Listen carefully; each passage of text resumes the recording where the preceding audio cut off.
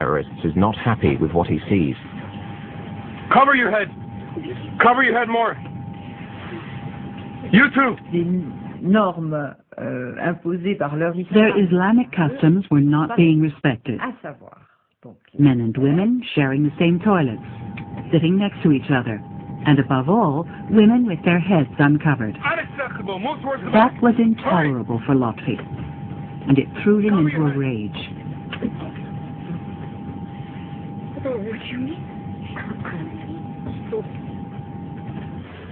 Now, 2 hours into the hijacking, the terrorists want to talk to the Algerian military. You in the tower! We have taken control of this Air France flight.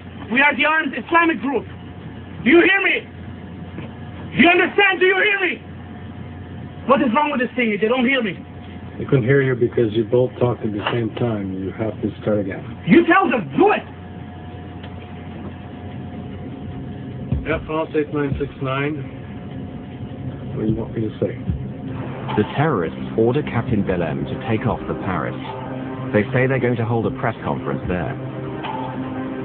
But the plane can't move. The passenger boarding stairs are still attached, and the Algerian authorities have parked vehicles to block the runways. Air France 8969. The passenger boarding stairs are still in place. Please remove them immediately. They meet with a blank refusal. Things are starting to go wrong for the hijackers. The Algerian strategy is not to give way on a single point, but it's a dangerous policy, as they are soon to find out. We are going to block the world! We are going to block the plane and everyone in it! Do you hear me? Do you hear me? Armed terrorists have hijacked an Air France jet at Algiers airport. They want to leave for Paris, but the government won't let them. It's a stalemate, for the moment. I'll say it one more time. Please remove the boarding stairs so that we can leave for Paris. You think we are joking? We will show you how we are joking. We are soldiers of God. We are ready to die. We will show them. The terrorists are about to send a message to the Algerian government. During the passport checks, they've identified among the passengers an officer of the Algerian police. Then 2 rows behind me, there was a policeman. Can you come with us, please? We need your help. He asked the policeman to follow him. It's crazy. I don't know if he knew. But he was very hesitant. He was walking, but reluctantly, because he didn't know what was going to happen to him. Open the door, please.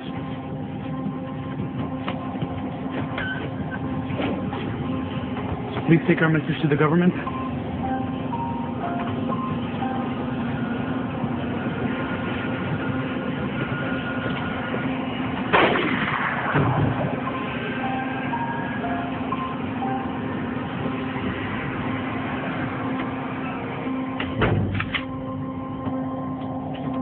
Few passengers are aware of the murder, nor are the pilots.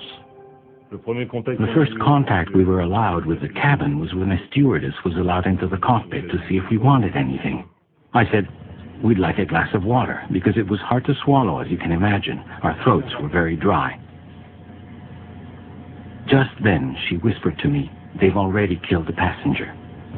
I was dumbfounded because we had no idea. We'd heard nothing. But the passengers are growing more concerned about what's going on outside. There are signs that the Algerian Special Forces are preparing for an armed assault. The biggest worry that we all had was that the ninjas, the Algerian Special Forces, would attack the plane. Things were going on inside the plane, sure, but anything that would come from the outside would upset things, and that scared us.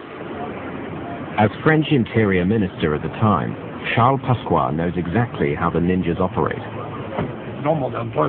They were trained by us. We were taking a considerable risk by letting this plane stay in Algiers, because we knew that although the Algerian forces were perfectly capable of ending the siege, it would have ended in a bloodbath. Cela se ferait probablement au prix d'une veine de sang. The Algerian military maintain their hard line, so the terrorists are about to raise the stakes again. Another passenger must die. When they came for the second passenger, we knew things were going wrong. This passenger, he was different. He was Vietnamese, a diplomat. He was the real foreigner on this plane. This passenger was not cowed by their terror, and that must have bothered them. The Vietnamese diplomat believes that as an outsider, he's being released.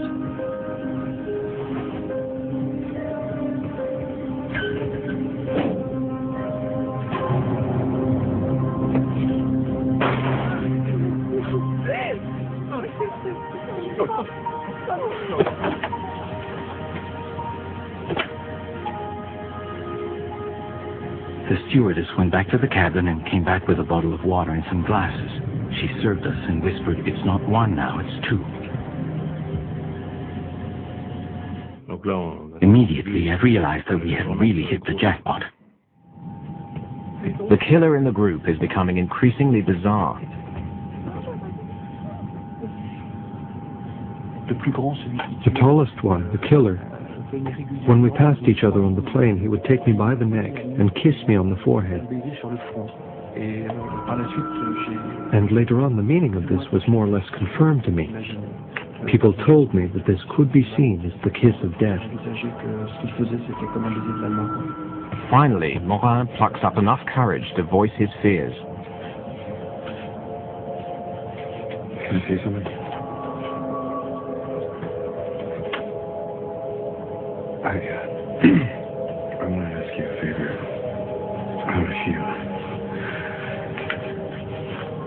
If you decide to kill me, I want you to promise me.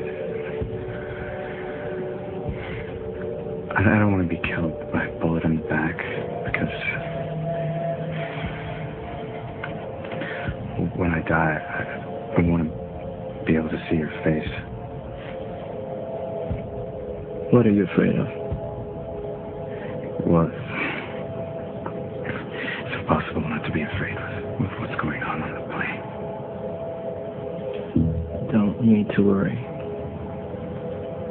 Because if I kill you,